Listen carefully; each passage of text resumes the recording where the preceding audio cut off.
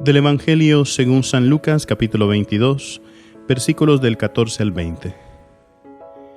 En aquel tiempo, llegada la hora de cenar, se sentó Jesús con sus discípulos y les dijo: «Cuánto he deseado celebrar esta Pascua con ustedes antes de padecer, porque yo les aseguro que ya no la volveré a celebrar hasta que tenga cabal cumplimiento en el reino de Dios». Luego tomó en sus manos una copa de vino, pronunció la acción de gracias y dijo: «Tomen esto y repártalo entre ustedes, porque les aseguro que ya no volveré a beber del fruto de la vid hasta que venga el reino de Dios». Tomando después un pan, pronunció la acción de gracias, lo partió y se lo dio diciendo: «Esto es mi cuerpo, que se entrega por ustedes. Hagan esto en memoria mía». Después de cenar, hizo lo mismo con una copa de vino, diciendo: «Esta es la copa de la nueva alianza sellada con mi sangre, que se derrama por ustedes». Palabra del Señor.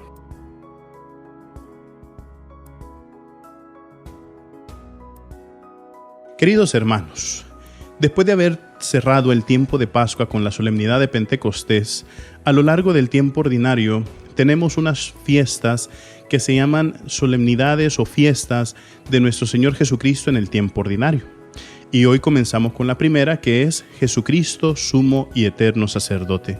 Esta fiesta de Jesucristo, sumo y eterno sacerdote, nos recuerda cómo Él es el eterno sacerdote, el sumo y eterno sacerdote que ha hecho el sacrificio único, real y concreto que nos ha obtenido la salvación para cada uno de nosotros.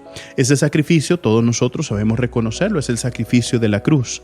Pero no se queda solamente con el sacrificio de la cruz, sino que ese sacrificio se vuelve a actualizar, se vuelve a ser real cada vez que nosotros celebramos la Eucaristía. El Evangelio que acabamos de escuchar nos traslada una vez más a la última cena. Y las palabras de la última cena, hay unas palabras que a nosotros a veces no le damos atención, que dice: «Hagan esto en memoria mía».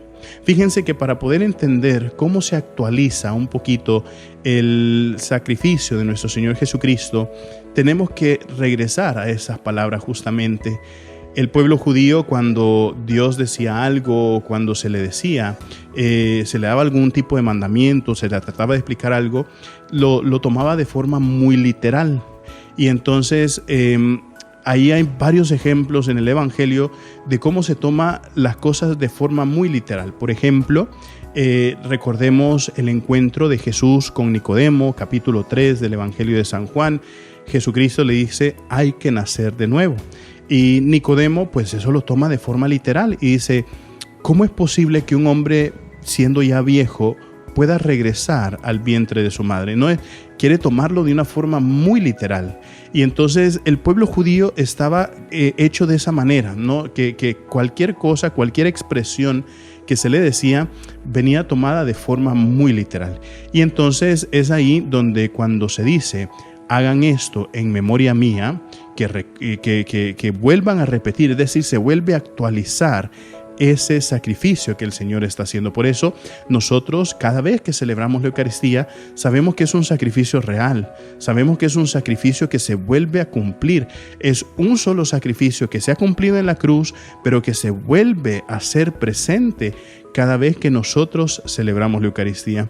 Quizás esto es un poquito difícil de interiorizar, pero a nosotros lo que nos interesa o lo que nosotros tenemos que guardar en nuestro corazón es que cada vez que nosotros celebramos la Eucaristía, cada vez que nosotros vemos esas palabras de consagración y escuchamos y vemos y estamos presentes en la Eucaristía y vemos la elevación del pan, vemos la elevación del cáliz, estamos viendo cómo realmente a través de la gracia, la fuerza del Espíritu Santo, ese pedacito de pan, ese poquito de vino se transforman realmente. No es un recordatorio, no es una figura, no es una analogía, es una transformación real en sustancia de ese pan en el cuerpo de nuestro Señor Jesucristo, de ese vino en la sangre de nuestro Señor Jesucristo.